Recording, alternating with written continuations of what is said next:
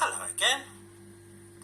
For many years, Ireland was rather envious of Britain and its vibrant multicultural society.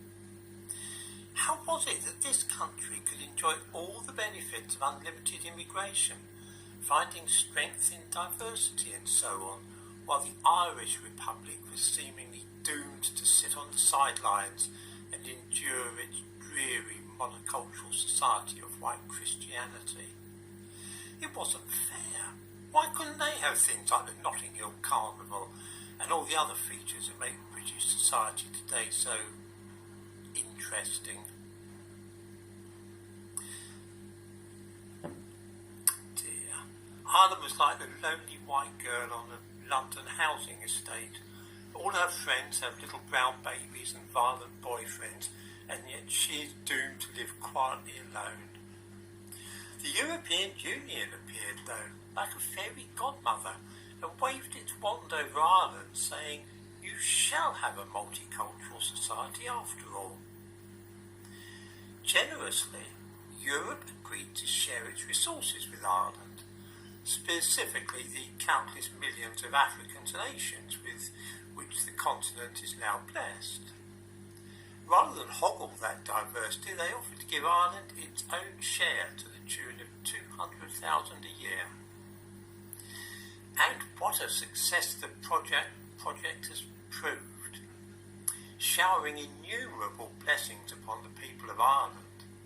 This year's Miss Ireland, for example, was born not in the Emerald Isle, but Nigeria. There's a triumph if ever I saw one. It doesn't stop there, of course. Why, they've even had an Indian homosexual as Prime Minister. Let nobody ever call Ireland a backwater again. The latest sign that Ireland may hold up its head and not feel ashamed when others are boasting of their diversity may be seen in the decapitations which were lately undertaken in Sligo. It seems that the man living there was not overly fond of homosexuals. You know how old-fashioned some people can be. According to the Irish police, the dead men had sustained significant injuries. That's putting the case mildly. They had been beheaded and castrated.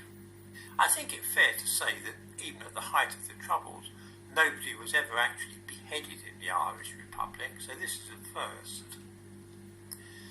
Of course, the Sligo business is not the only sign that Ireland has truly arrived in the 21st century, and another recent court case, this time in Dublin. 4 young men were convicted last week of a particularly disgusting rape.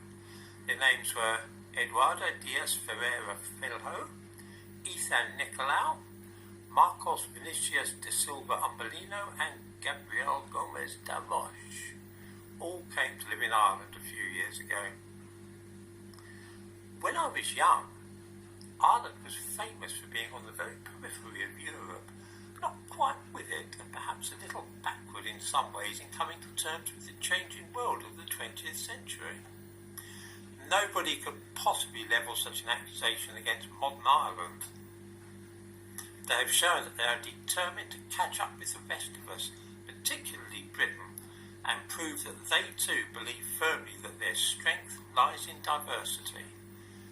I say hats off to Ireland, and let's join them in celebrating the joys of inclusivity and diversity.